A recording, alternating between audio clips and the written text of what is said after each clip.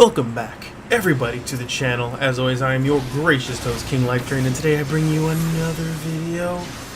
So today is more or less gonna be sort of a rambling of random ass topics. I just wanted to get out there, like, so far my adventures in Final Fantasy, what I've been doing, things in life. But the meat of discussion is going to be Berserk. Season 2 has come to an end, and I'm on the fence mostly about the anime, but I'm going to talk about that later in the video. So let's start with Final Fantasy XIV as always. So Final Fantasy XIV has been, oh god, like, this is a game that I'm in love with, guys. Like, you have no idea. Ever since I stepped away from Souls and started playing Final Fantasy XIV, I just, I've looked at Final Fantasy XIV as another game that will, take my time up, when I come home from work or my day off, when I just want to chill out and play, dungeon crawl, make some character stuff like that. I play this game. But holy shit, guys, this game has become my life. No fucking joke. It is intense. All the leveling, the characters, the story, endgame, raids, trials, fucking you name it, PvP. This game has got me hooked. Now, while I haven't done much of the PvP aspect, because PvP it's a fucking chore just to wait for.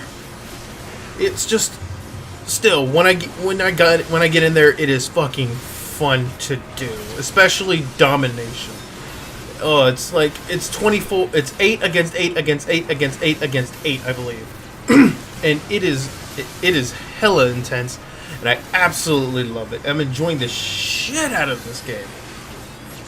And with its most recent patch 4.0 coming out, like, literally next week, this game is gonna get so much more to it. And I still haven't scratched the surface of the game to be able to be, I guess, caught up. Just, for lack of a better term, with the rest of Final Fantasy XIV players. I have finished both ARR, A Realm Reborn, and Heavensward. And I love the story in this game. Like, Square Enix has hit it again on the head. I mean, I remember playing Final Fantasy way back in the day, and Final Fantasy, if there's... Got a text message. Anyways, if it's one thing I knew about Square Enix, is they could deliver a story like no other. And they did not fail to deliver that in Final Fantasy XIV. It is downright epic. I love the characters. And it's... A lot of people say I'm weird for this, but I really don't think I am, because I personally like to become invested in a storyline. I like to really put myself in the shoes of my character, the silent protagonist. And I really pay attention to each and every detail of the game. Like, every time a dialogue comes on, I'm reading it. Every time a cutscene comes on, I'm watching it in depth. I'm looking everything around. I'm looking at everything, and I'm reading everything carefully. And it's Square Enix has just made a beautiful story here, and I know I'm going to enjoy this game for a long time. But speaking of things right around the corner, by the time this goes up, I will have put Final Fantasy XIV on the shelf temporarily, because Rise of Iron is here.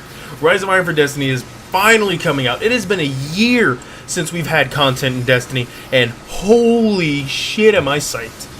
I've been starting to get back into the groove of playing Destiny. Balancing both FF14 and Destiny, trying to get a nice even pairing of playing each, because I really want to get back into Destiny, because I talked with a couple friends, and I'm now part of a group who's going to go for World First when the raid drops. But that means I'm going to have to be on my grind on Destiny, and I am prepared, because I've never attempted World First at fucking anything.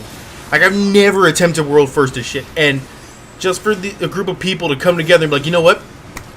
We're doing it. World First. We're fucking doing it. This is us. I'm fucking psyched. Like, I can't wait to try it. I mean, even if I don't do it, it'll just be a thrill to be in the race, to try it. And I'm fucking excited for that. Like, again, it's just, I know I'm repeating myself, but I've never been a part of World First of anything, or even tried to.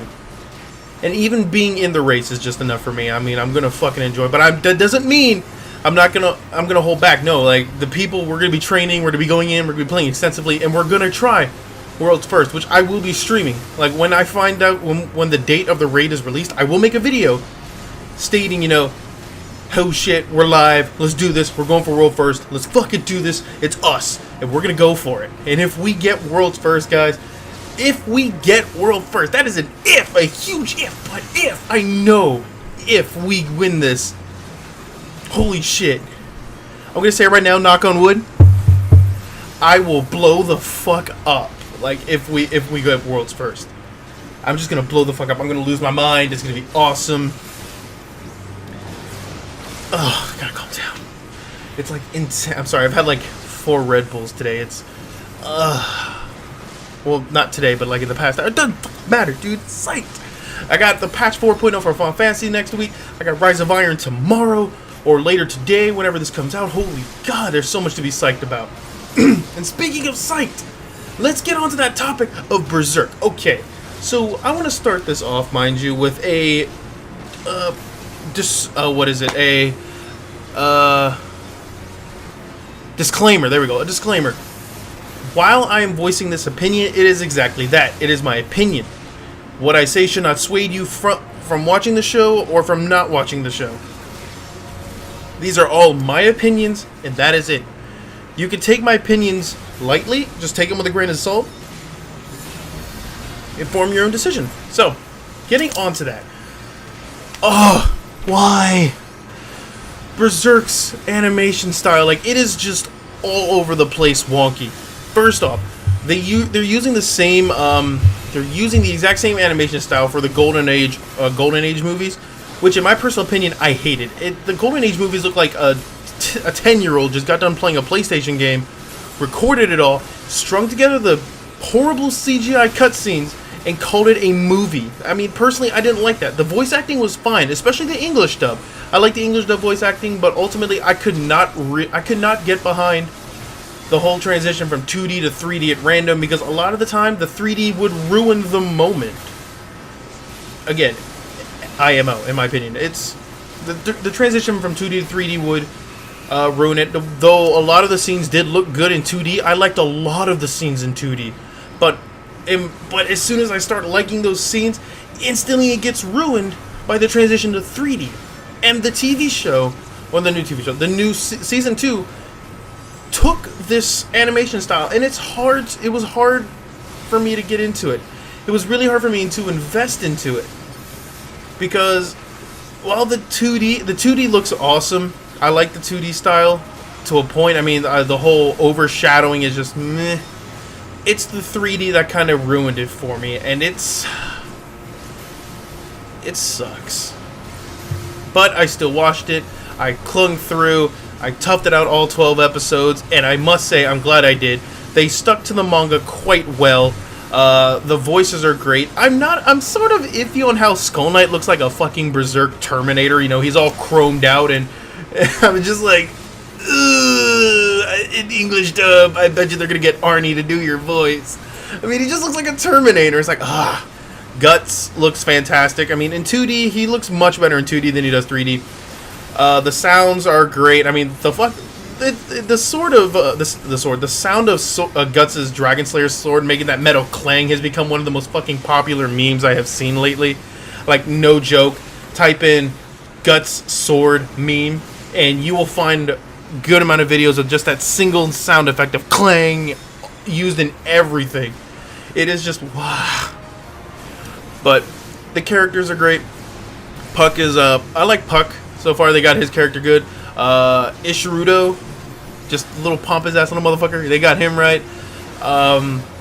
Lady Farnese, I don't know how to pronounce her name, so we're gonna call her Lady F. Was alright. I think it was episode 3. Episode 3, when Guts escaped from the camp and they went to the manor. I feel that scene was that was one of a few parts that didn't really stick true to the manga because of how they happened. Well, in terms of placement, but I didn't let that bother me too much because either way, I mean, it was still fun to watch. And then moving on to towards the end where they go to the tower where there's Father Mosgus and his disciples. All of them were great. I like how they gave a little bit of the background to the background to these guys, especially the crow with the iron choker. I liked him because they went into his story quite a bit more than the rest because he had more personality than the others. It's a shame that they didn't go too far into it. They just really, if I feel that they really tried to push the anime into the direction of the fast-paced action. I mean, there was story, but again, I feel like it's a shame they didn't focus more on the story. But I guess from a viewer standpoint, a lot of people aren't going to really understand. You know, maybe they were limited for time or something like that, or they're just really trying to make this season, you know, grasp at you. But there's one thing I learned about this a long time ago. Things get better over time. Now, I took season 2 with a grain of salt, and watching it all the way through, I understood, you know, it was a rough start, but it was a start, a successful start because so many people watched it and so many people liked it as much as people disliked it.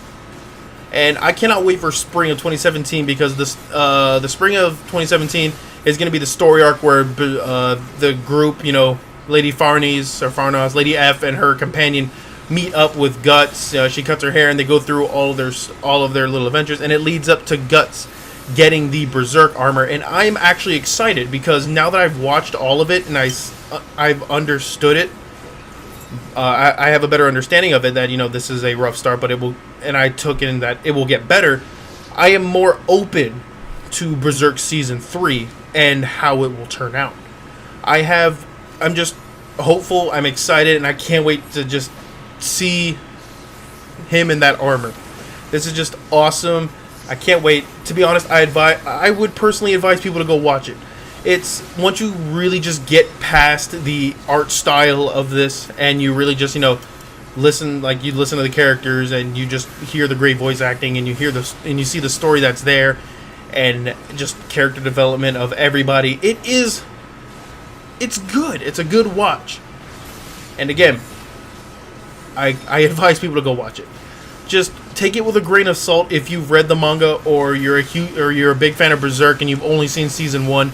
Take it with a grain of salt and enjoy the ride. But we're coming to the end of this video, guys. Again, this was just much of a little bit of rambling, but I hope you enjoyed it, and I will get another video out to you guys as soon as I possibly can. And I think the next video I might release will either be a commentary or an update because I'm going to be moving into my new place here soon. Woo! And it's going to be awesome. I hope to give you guys a nice video tour of my new place, you know. Let you see the room, bathroom, kitchen, you know. Welcome to YouTube Cribs and all that other shit. Show off my swag. Anyways, alright guys. I want to thank you for tuning in. If you enjoyed the video, please leave a like.